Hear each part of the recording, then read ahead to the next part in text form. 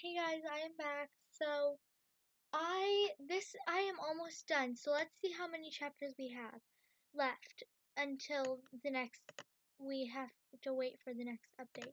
So it's we're at 19, so there's 20, 21, 22, 23, 24, 25, 26. So that's not a lot. So we're at 19. Yeah. Um So yeah, when Draco woke up, the first thing he noticed he was not in his room. Instead, he was on a couch with a blanket and a pillow, and he couldn't remember.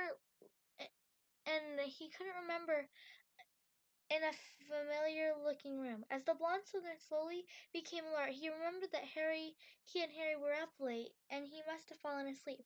Rubbing the sleep from his eyes, he noticed a piece of parchment with some rough scribbles on it. After a moment, Draco was able to decipher the chicken scratch, which was a note from Harry. Draco, I went down to the Quidditch pitch around 6 because I woke up and couldn't get back to... No! Oh my god, I'm so sorry, guys. That was an accident. That wasn't supposed to happen. You know, I've been posting these like crazy, so 19.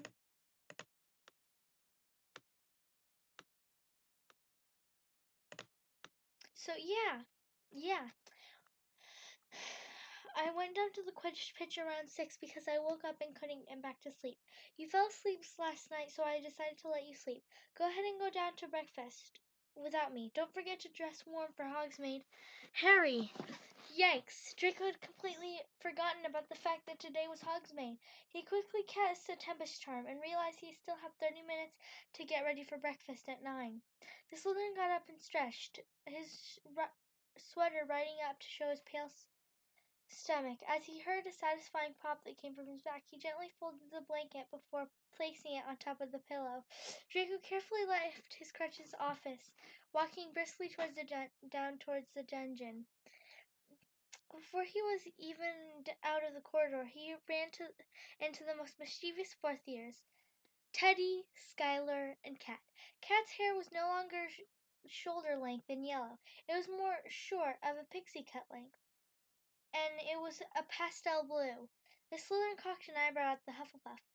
Late night spontaneous decision, but that's not the point. It's time for phase 2, Cat said, crossing her arms. Phase 2? Yes, phase 2. Yesterday was phase 1 of our plan. Plan? Wow! And here we thought Harry was the oblivious one. Skylar, Teddy, care to fill the lovesick man in?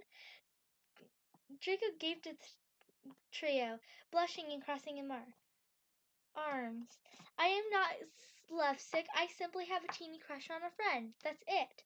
Larry rolled their eyes, scoffing. Right. Anyways, the plan is mainly something Teddy came up with.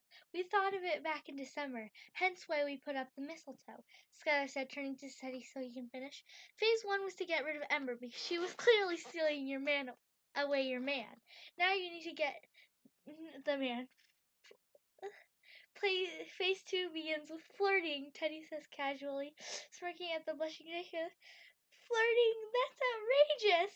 Draco exclaimed, flailing his arms about. I told you he would react like this, Teddy. Cat rolled her eyes, turning towards her friend who bit his lip. All right, Draco, we've been your students since first year, and all 3 of us have noticed that this is the happiest you have been. My godfather has brought out the best in you, and you haven't noticed this because he has also been the happiest he's been in years. If you don't work out, you can blame me, but please try to get with him. Teddy spoke, being completely honest. Draco smiled slightly, thinking over what the young Hufflepuff said before sighing. Fine, I'll try. I doubt he likes me, but I'll go through with the plan. First step is flirting. Meanwhile, Harry had made it to the Great Hall after just 2 hours of flying. He was about 30 minutes early to breakfast. Only a few teachers and a select number of students were eating breakfast. Where's Draco? Harry thought as he walked up to the table. Neville was there, wide-eyed. For some reason, he looked really nervous, and he was pushed as he pushed his food around. Deciding to comfort his friends,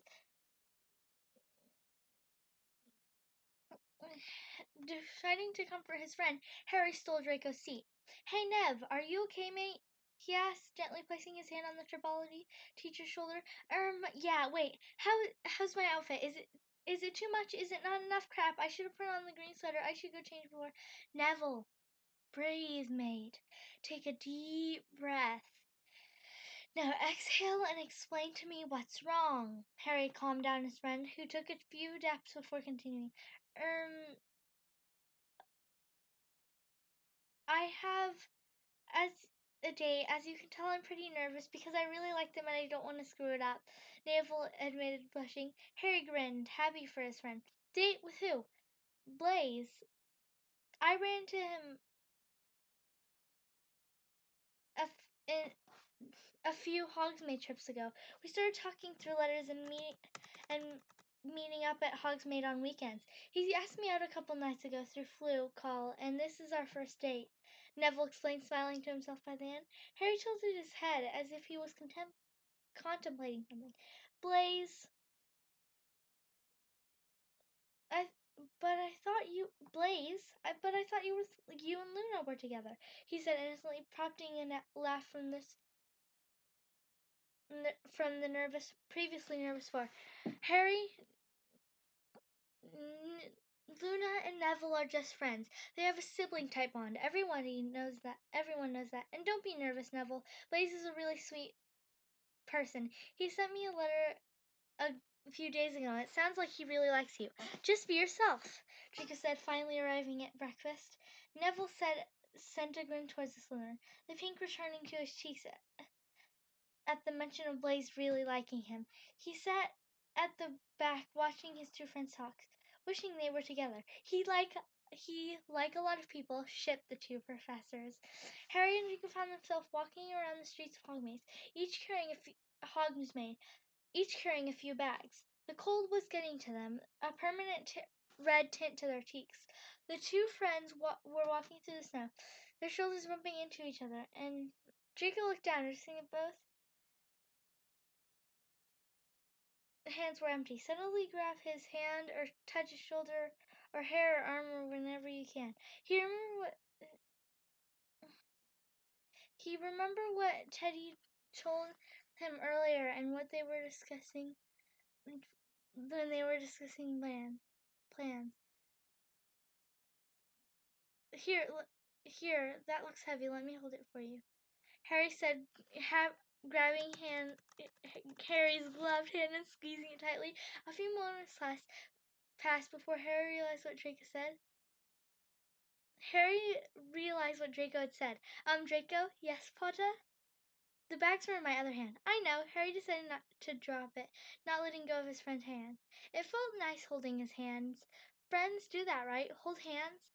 Both boys walk in comfortable silence before they get to go get a nice hot mug of butterbeer. Draco felt Draco feeling more confident since his plan worked.